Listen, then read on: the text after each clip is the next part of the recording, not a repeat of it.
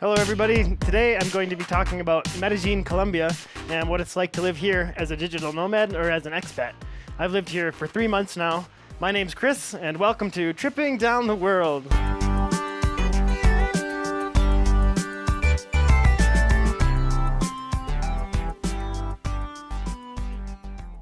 Where is Medellin? Medellin is in South America. It's a city built into a valley of the Andes Mountains. It's at an elevation of about 1,500 meters. Why should you move to Medellin? Medellin is probably one of the most welcoming and foreign-friendly cities in South America. It has great moderate weather year-round and a large expat and digital nomad community. Medellin used to be the murder capital of the world, but over the last 20 years, Medellin has seen a lot of changes that have made it very modern and actually one of the nicest cities in South America. Medellin is becoming a popular place for digital nomads and American retirees, as its reputation is constantly improving and also because of its relative affordability. I'll go over everything you need to know about Medellin, Colombia, and we'll answer the question, why is Medellin awesome? The city life. Medellin is the third largest city in Colombia with a population of about 2.5 million people. It's very tourist and expat friendly, but it still is an exciting and authentic cultural experience. One thing I really like about Medellin is that it's not too crowded with tourists like the more popular cities on the coast in the Central America or in the Caribbean, where families will go to the beach resorts. Medellin is a very big city, and every neighborhood has its own unique feel to it. You'll also be able to find everything you need in your neighborhood within walking distance. Medellin is much safer than most countries in South America. You might hear stories about police corruption, violent thefts, and even kidnapping. But in my experience, these things are greatly exaggerated. I've felt very safe by myself at night here. Medellin has a great infrastructure. I've never lost electricity here. I've never had my Wi-Fi cut out. It also has a great public transportation system, which makes it really easy to go anywhere in the city in less than an hour. I enjoy the cheap buses, the elevated metro, and the cheap taxis. The street food, lively nightlife, salsa dancing, friendly locals, great expat community, and amazing weather all year round are all part of what make living in Medellin a great experience. Housing. The minimum monthly income in Colombia is 780,000 pesos a month, which is about $270 a month. But because there's such extreme wage inequality here, the actual average income is above $700 a month. You should be able to find a comfortable one-bedroom or studio apartment here for under $400 a month. A cheaper option would be to get a room in a shared apartment. These can be about $200 to $300 a month. A lot of expats and nomads will spend over $700 a month to get a nice 2-story apartment, penthouse, when sometimes even with a maid. I only looked at apartments for 1 day, and I settled on an apartment for $500 a month with all the utilities included. It has a full kitchen minus the oven, hot water, a washing machine, and a balcony. It's about a 2-minute walk to the metro station. It's in the neighborhood called Laureles. Here are some photos of my apartment so you can get an idea of what to expect. I think if you spent more time than I did looking, you can probably find a better deal. Internet and SIM cards. The internet here is very reliable, but it's not fast. Of all the apartments I've looked at, the download speeds were 10 megabytes a second down or 20 megabytes a second. They all had exactly 2 megabytes a second upload. In my 3 months here, there have been quite a bit of storms. Lightning storms, rainstorms, windstorms. The internet never went down and the power never went out. Also, all the parks here have free Wi-Fi, which is awesome. And the cafes, bars, restaurants, they also have free Wi-Fi. Performs quite well. A good thing about Medellin is that there's several co-working spaces. The one near me costs $5 a day or $115 a month. I looked on Google and there's about 20 of them around the city. A co-working space can be a good place to meet other nomads or expats or even people to help you with your business. I always buy SIM cards for backup. At first I thought they're quite expensive here because if you buy a small bundle, you'll be paying $2, $3, or even $4 a gigabyte. But I found if you use Avantel, you can get 20 gigabytes for $20. So 1 gigabyte $1, it's actually a pretty good deal. Also, the SIM cards here perform better than the wired internet. Here's a screenshot of Avantel's speeds, 8 megabytes a second down and 24 megabytes a second up, which is way faster than the wired internet. Getting a SIM card here is fairly easy. You just need to go to one of the shops and bring your passport. It takes about 10 minutes, but the SIM card you get only lasts for 30 days, so you'll have to go back and get another one. Digital Nomad and Expat community. This is one of the best things about Medellin. There's several meetup groups for things like salsa, language exchange, trivia, housing, poker, and even a digital nomad meetup. These will happen several times a week. The foreign community here is really great. You'll meet people who are here for the long haul, and you should have no problem making friends. A lot of people are staying for the 6-month visa, or they've retired here, or they're just working here. The expat community is very active, and it's one of the good reasons to move to Medellin. Restaurants and food. The food in Medellin is decent and has a huge price range and variety. It can be practical to eat out every meal here once you know where to find the cheap restaurants. Street food and local restaurants can be as cheap as $1 per meal, but these foods are quite limited to things like fried chicken, cornbread, empanadas, arrapis, or deep-fried plantains. For $2 on the street, you can get a really nice made-to-order sandwich or even a cheeseburger.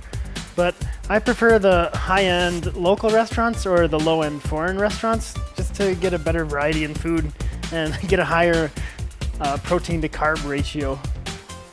So usually when I'm going out, I'm spending $3 to $5 a meal. Medellin also has all the American fast food restaurants, but they're pretty low quality and actually worse than they are around the world.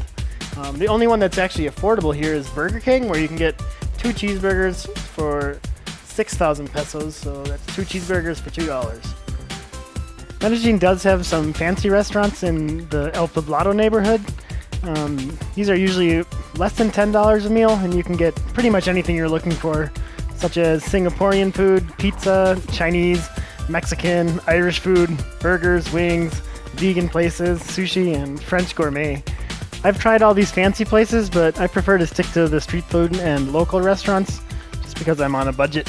In Medellin, you're expected to tip about 10% if it's not already included. A really cool thing about Medellin is it has these services called Rappi and Domicilios, where you can order food and a motorbike will take it to your house. It's usually pretty quick as they can skip most of the traffic. This stuff is usually pretty cheap. Here's a screenshot of what Rappi has to offer. But the thing I like the most about the Colombian food is you can just walk down the street and you'll be able to find sliced fruit or ice cream, fried dough or something, only 33 cents. So you can just walk around, and if you're hungry, you'll be able to find something for cheap. And it lets you try a lot of different things. Supermarkets and grocery prices. You should be able to find most of the things you need in just one store here. I tend to go to the supermarket every day to cook at home, but this is not to save money. This is because I find most of the restaurant food here to be quite unhealthy, and I'd rather cook at home. Sometimes at the supermarket you'll get a little bit frustrated. Like for example, I was trying to buy some fresh chicken breast, and I went to 4 different stores and they had no chicken breast.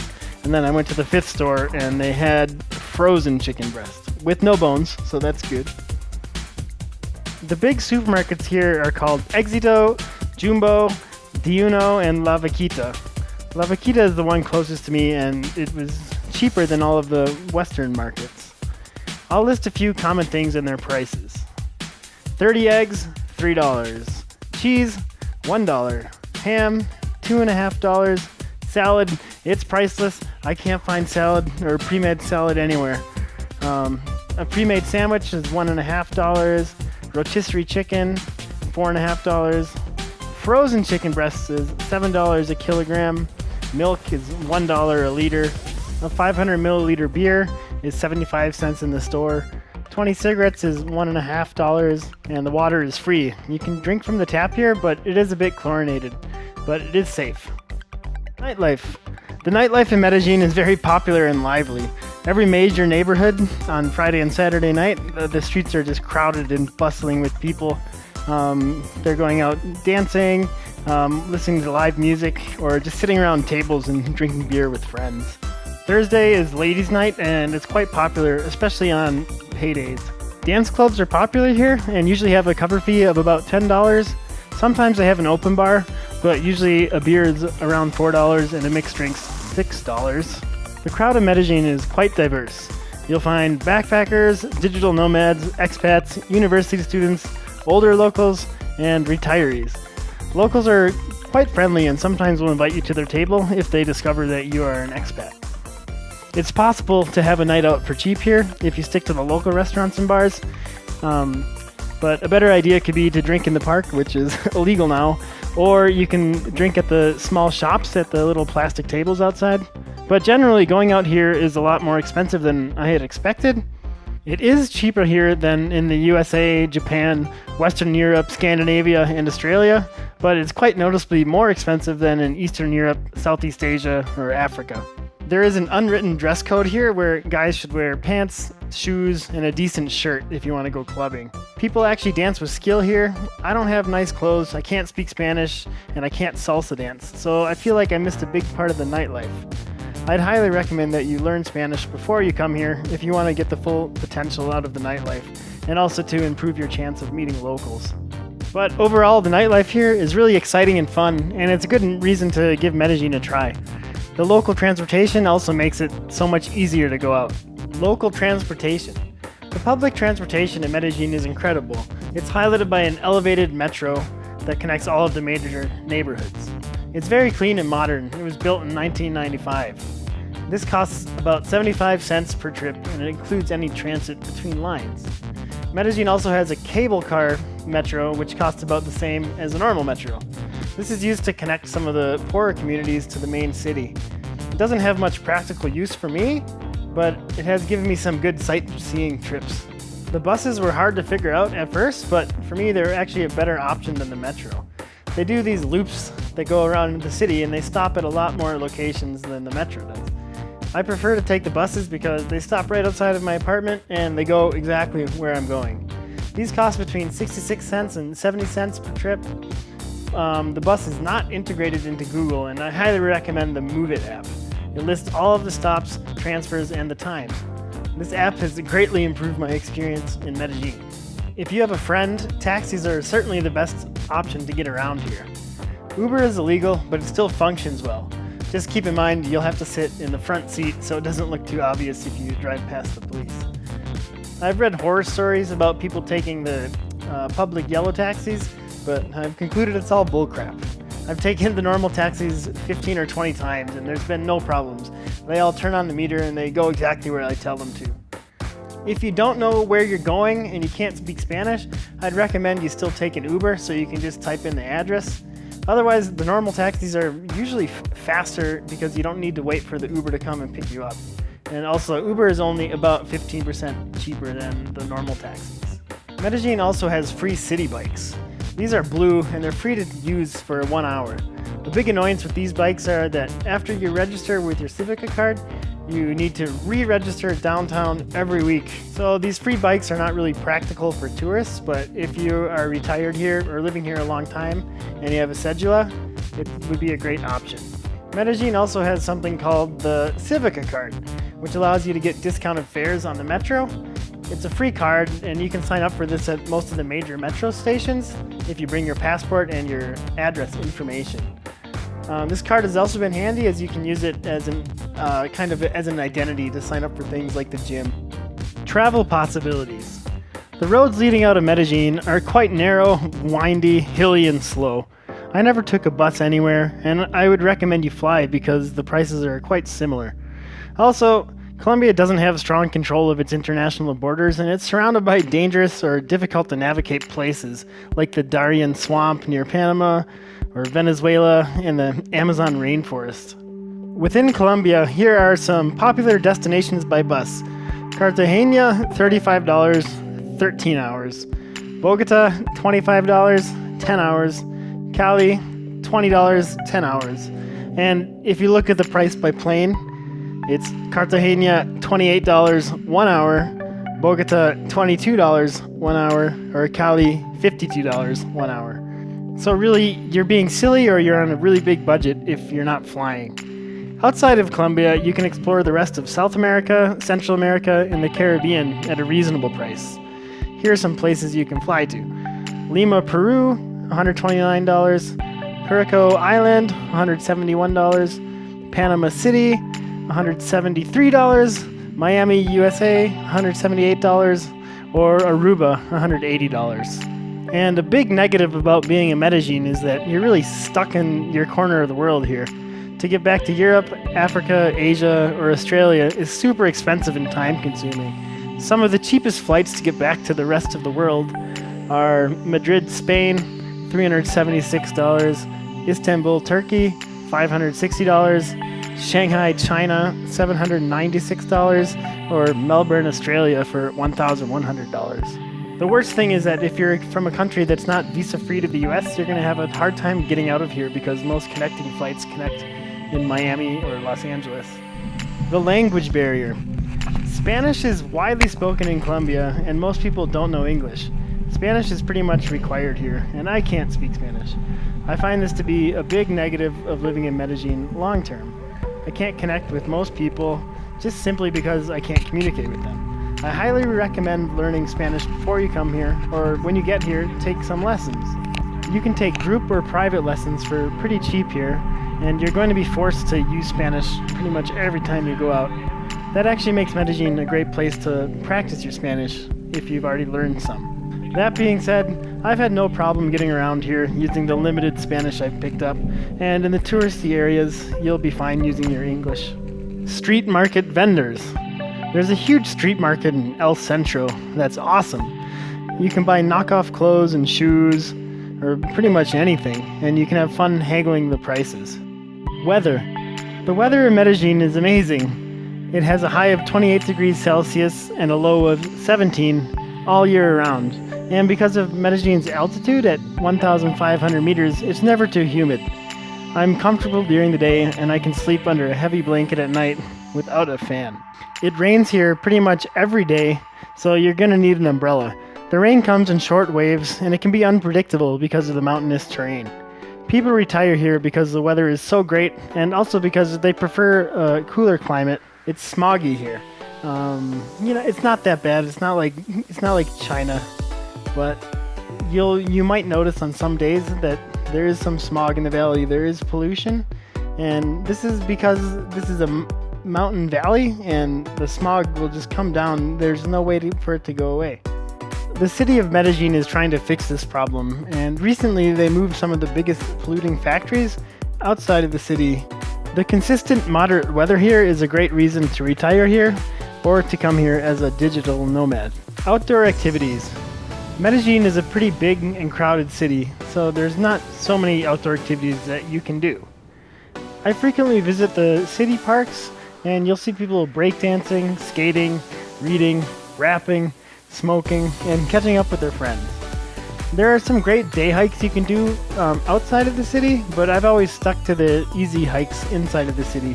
And by easy, I mean really easy. These hikes are maybe about 20 minutes up, and on top you'll be in the grassy plateau. You'll get a view of the city. There are also several outdoor gyms, but they're not very well maintained. I've seen on the metro that there's basketball courts, Olympic-sized pools all around the city, but I haven't tried to use them. Where I live, I've noticed that there's many gyms, and I did one myself where it's $20 a month, and that's it, just $20. It's not like the United States where you have to sign a contract. It's just $20 a month, no strings attached. Visas. The visa situation here is one of the good things about Colombia. Most countries' nationals will get a free 90-day visa on arrival, and this can easily be extended to 180 days. Foreigners can also buy property here, get investment visas, student visas, and retirement visas to prolong their stay.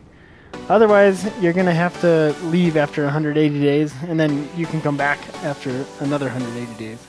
Most countries can receive a visa on arrival, but if you're from one of these areas, you might need to get a visa in advance. Africa, the Middle East, and Eastern Europe. Some particularly large countries of note that also require a visa before you arrive are India, Bangladesh, Vietnam, and Thailand. Please see the description for a complete list of visa requirements. One thing to note is that if you're flying in from a country with a high risk of yellow fever, you're gonna be asked at immigration for some type of proof of vaccination. I ran into this problem coming from Brazil. But overall, Colombia's visa situation is a really good thing. It's one of the easiest countries to go to in the world. So if you're from South America, Central America, North America, Europe, Australia, Russia, or most of Southeast Asia, you should be good to go. This is a really good thing about Colombia. Religion and ethnicity. With the new 1991 Colombian Constitution, religious freedom was established in Colombia, and the Catholic Church was abolished as the official government religion. Colombia is still over 80% Christian and only 2% atheist. You'll still see Christian statues, plastic Jesuses, Virgin Marys, and religious paintings all over the city.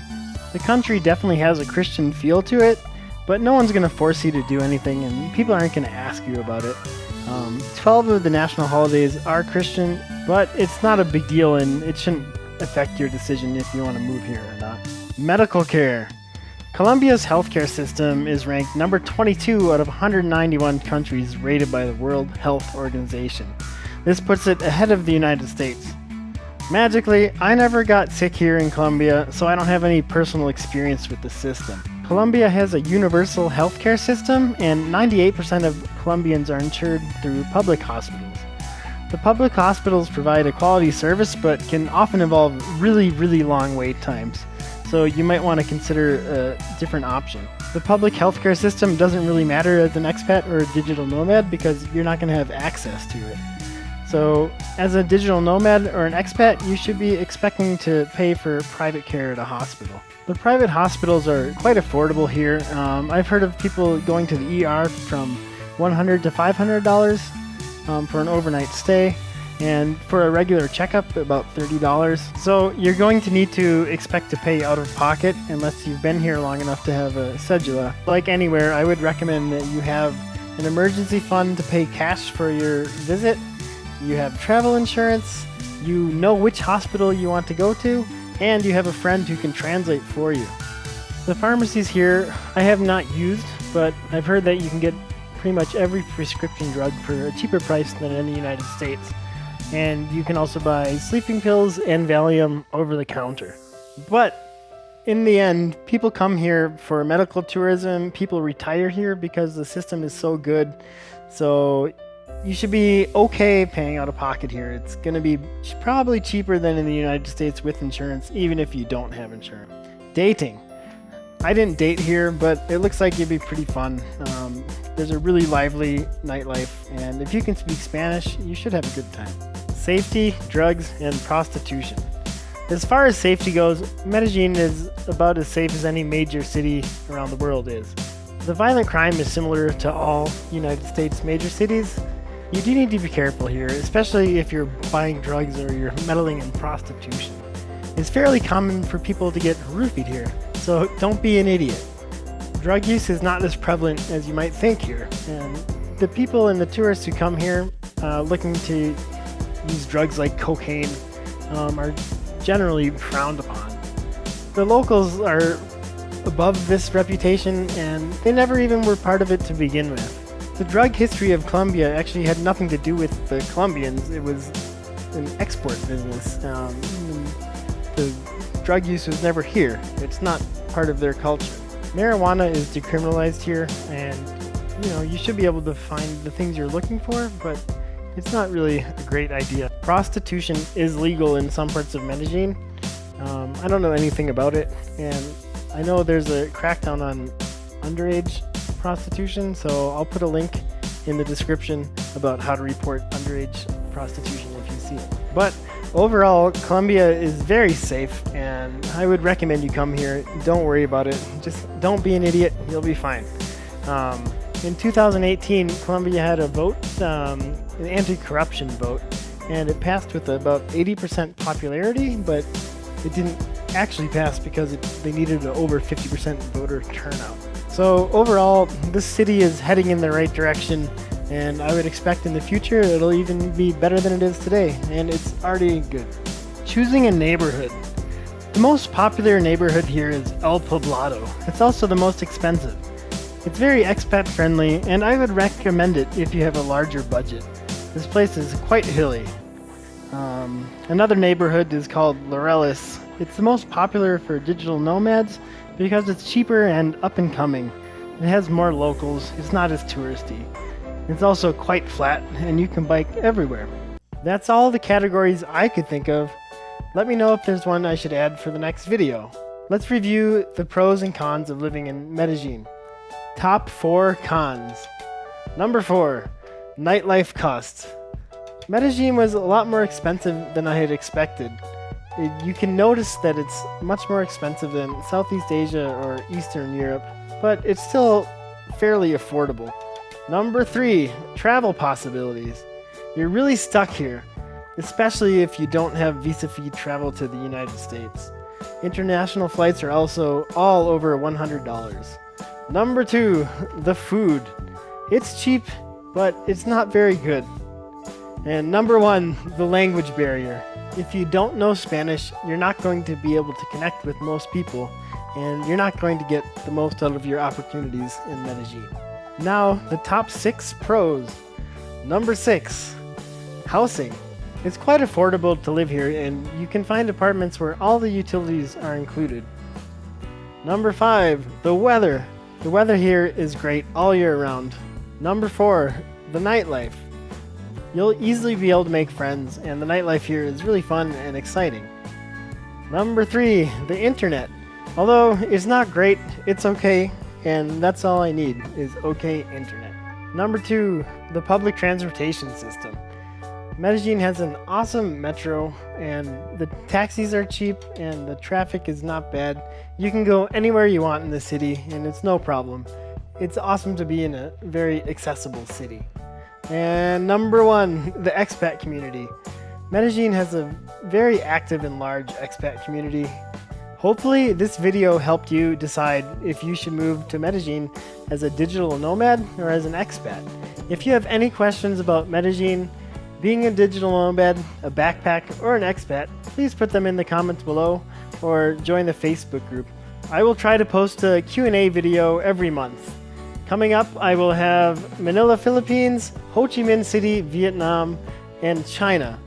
Please subscribe and check out my previous video about Vilnius, Lithuania. That's it for this video. Thanks for checking out Tripping Down the World.